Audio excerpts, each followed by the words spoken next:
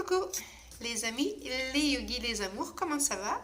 On est jeudi J50, 5, 6, 7, 8,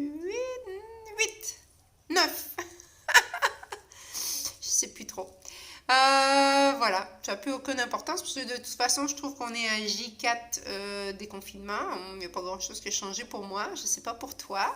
Toi qui vas travailler, toi qui es à la maison, toi qui dois amener ses enfants à l'école.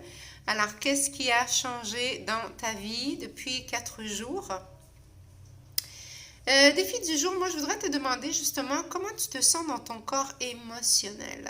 Hein? Alors, une émotion, c'est vraiment un ressenti particulier à chacun.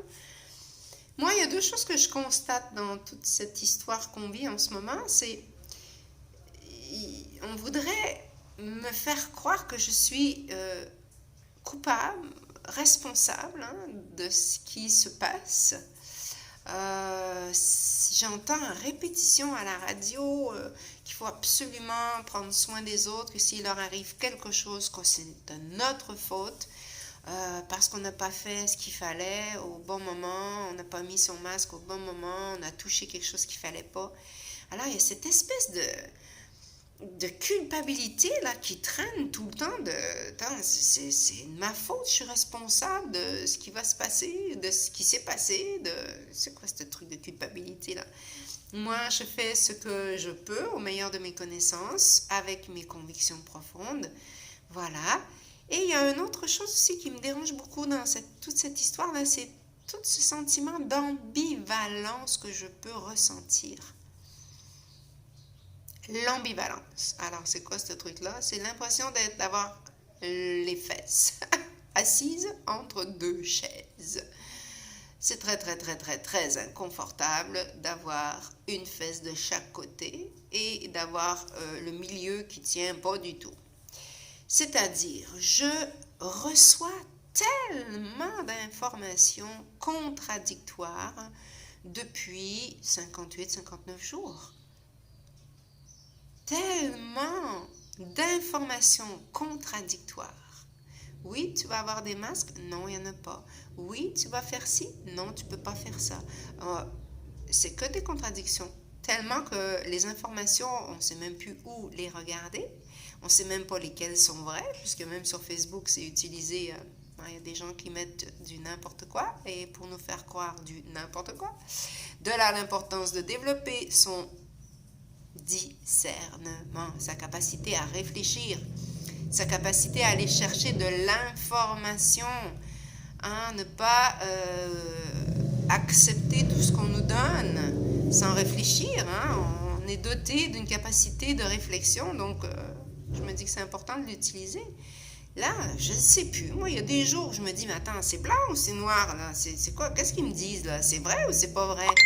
Donc tout ça, ça vient vriller mon cerveau. Ça vient vriller ma capacité à réfléchir. Puis à un moment donné, j'en peux plus. Je me dis, hey, là, je veux même plus rien savoir, je veux même plus rien entendre, je veux même plus m'informer. Donc, je laisse le choix aux autres de décider à ma place. Ce qui n'est pas tellement dans mon habitude et dans mon attitude de laisser les autres décider à ma place. Donc, qu'est-ce que j'ai décidé de faire? J'ai décidé de me renseigner. Donc, je vais sur d'autres sources d'informations pour essayer de comprendre et de faire la différence entre le blanc, le noir, le oui, le non, le peut-être, je sais pas, on verra. Alors, qu'est-ce que les autres, ils ont à dire?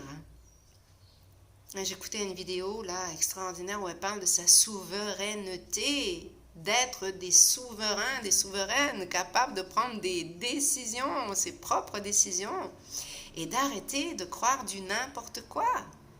Puisqu'on nous donne du n'importe quoi comme information. Oui, non, peut-être, on verra. T'as le droit, t'as pas le droit. C'est pauvre cerveau, là.